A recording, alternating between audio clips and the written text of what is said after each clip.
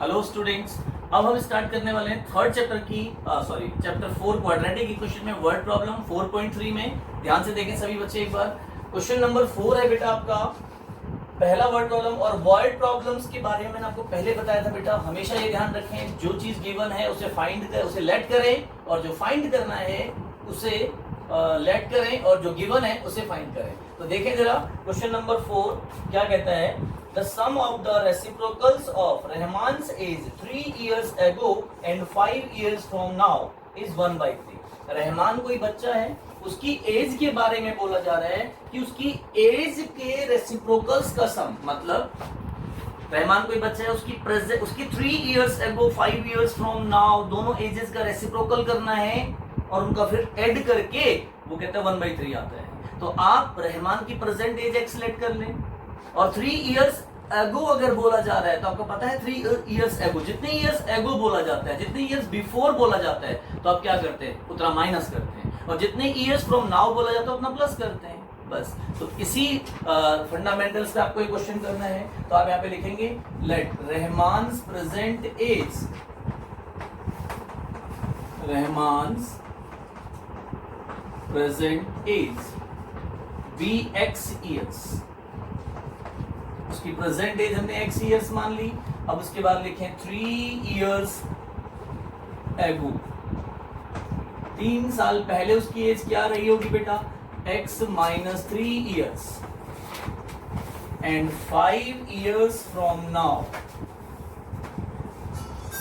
5 years from now जो as रहा होगा बेटा वो एक्स प्लस 5 इयर्स। अब वो ये कहता है, क्वेश्चन क्या कहता है कि इन दोनों एजेस के रेसिप्रोकल का सम आपको दिया गया है। दोनों एजेस के रेसिप्रोकल्स का सम कितना दिया है, 1/3। तो रेसिप्रोकल मींस व्हाट, ये x माइनस 3/1 है तो उसका रेसिप्रोकल हो जाएगा अकॉर्डिंग टू क्वेश्चन लिखे हैं यहाँ पर, तो 1/x minus 3 plus 1/x plus 5, ये दोनों का रेसिप्रोकल कर दिया देखो हमने, और दोनों का सम बोला है तो प्लस किया उसको हमने, और इक्वल्स टू 1/3। अब यहां से आपको इक्वेशन तक पहुंचना है।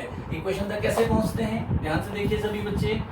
x माइनस 3 और x प्लस 5 दोनों आपने एलसीएम ले, जैसे हमने पीछे पिछला क्वेश्चन किया था, इससे इधर मल्टीप्लाई कर देंगे, उससे उधर मल्टीप्लाई कर देंगे, तो x plus 5 plus x minus 3, यहाँ पे बीच में प्लस का साइन है इसलिए यहाँ पे हमें ज्यादा सावधानी नहीं बरतनी है। अगर माइनस होता है तो ध्यान रखिएगा बेटा हमेशा।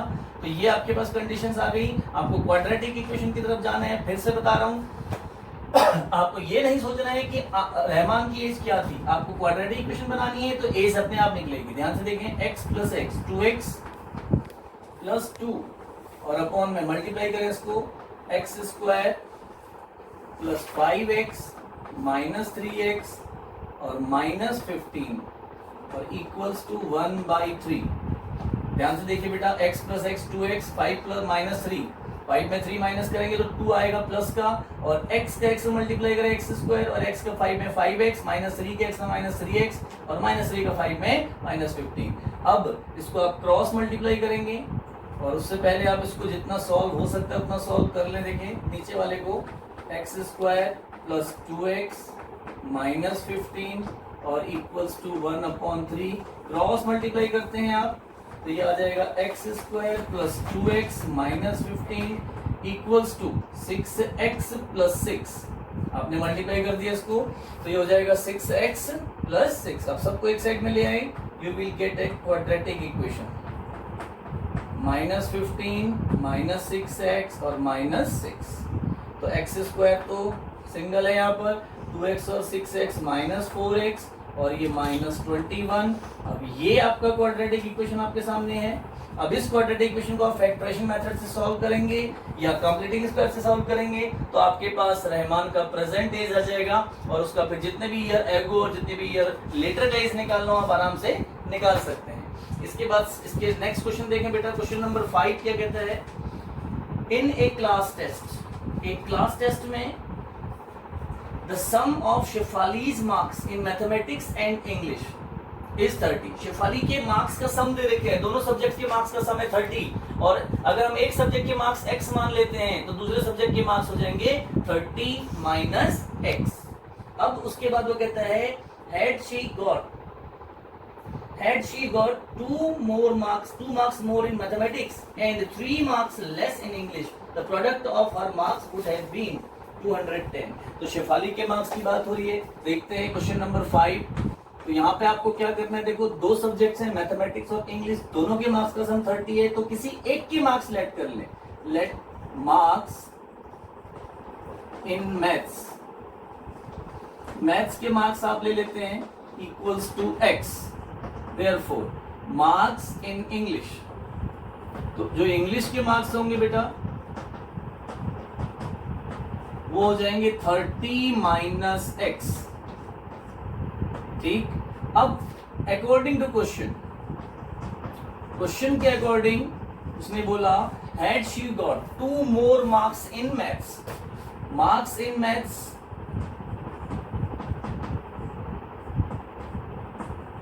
मैथ्स में उसके मार्क्स अगर 2 मोर होते, मतलब x प्लस 2 होते, एंड मार्क्स इन इंग्लिश, और इंग्लिश में उसके 3 मार्क्स लेस होते, मतलब 30 माइनस x माइनस 3 होते, तो ये आ जाएगा 27 माइनस x। तो इन दोनों का जो प्रोडक्ट होता, तो वो प्रोडक्ट उसने हमें क्या दिया हुआ देखें, the product would have been 210। तो इसका मतलब ये हो गया कि x plus 2 into 27 minus x is equals to 210। And I hope आप यहाँ से इसको इक्वेशन में कन्वर्ट कर सकते हैं। जी हाँ, तो अब आप यहाँ से इसको इक्वेशन में कन्वर्ट करें और उसके बाद उस इक्वेशन को आप सॉल्व कर सकते हैं। ओके, तो आपको x मिलेगा, तो शेफाली के मैथ्स के मार्क्स आ जाएंगे, और 30 में से उसको माइनस करेंगे तो आपको इंग्लिश के मार्क्स मिल जाएंगे।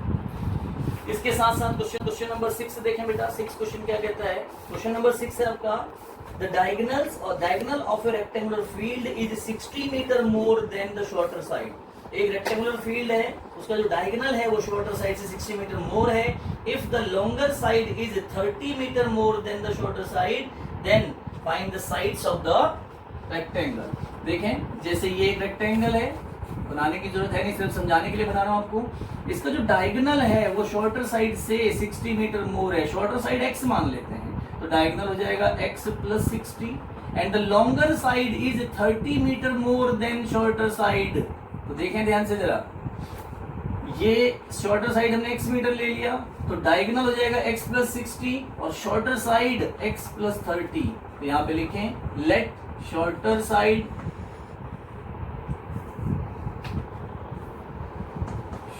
Side be x metre, therefore diagonal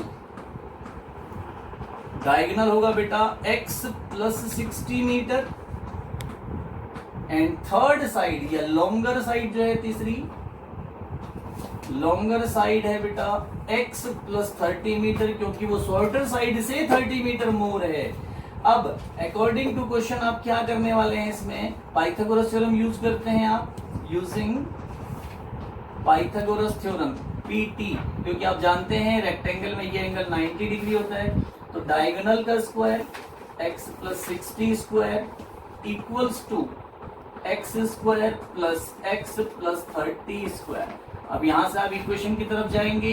equation कैसे बनेगा, a plus b whole square का अप्लाई फॉर्मूला करेंगे यहाँ पर और यहाँ भी। तो देखें x स्क्वायर प्लस 60 का स्क्वायर होता है बेटा 3600 और प्लस 2ab, तो ये आ जाएगा 120x।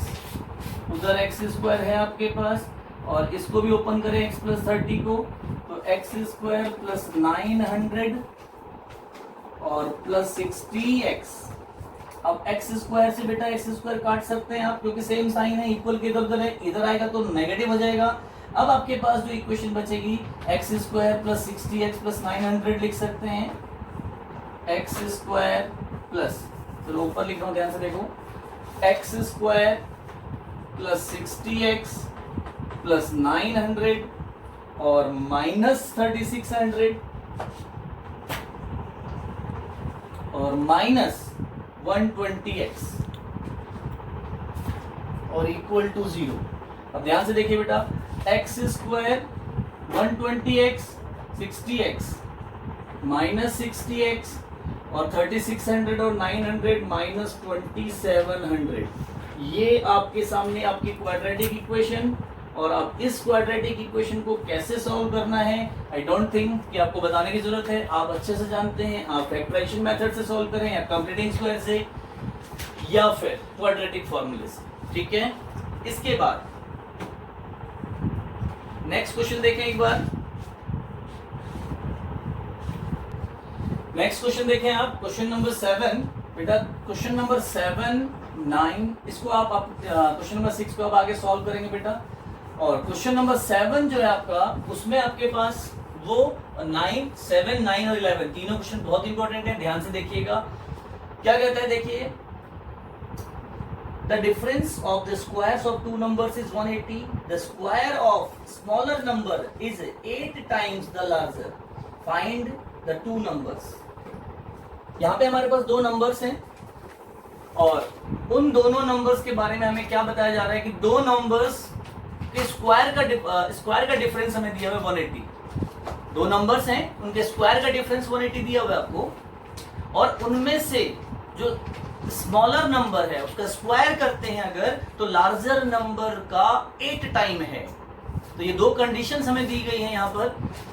तो इन दोनों कंडीशंस में आप एक वेरिएबल से भी इसको सॉल्व कर सकते हैं, लेकिन अगर जब कभी एक वेरिएबल से हमें कंडीशन दूसरी ना मिले, दूसरी वैल्यू नहीं मिलती, तो इजीली नहीं मिलती, तो उसके लिए फिर हम दूसरा वेरिएबल की हेल्प लेते हैं, लेकिन बाद में उसको फिर सिंगल में ही कन्वर्ट करना होगा। जैसे दो नंबर्स हैं बेटा यहाँ पर, एक लार्जर और एक स्मॉलर, तो हम यहाँ पर लिख रहे हैं लेट लार्जर नंबर या स्मॉलर नंबर, कुछ भी लेट कर सकते हैं आप, बी एक्स।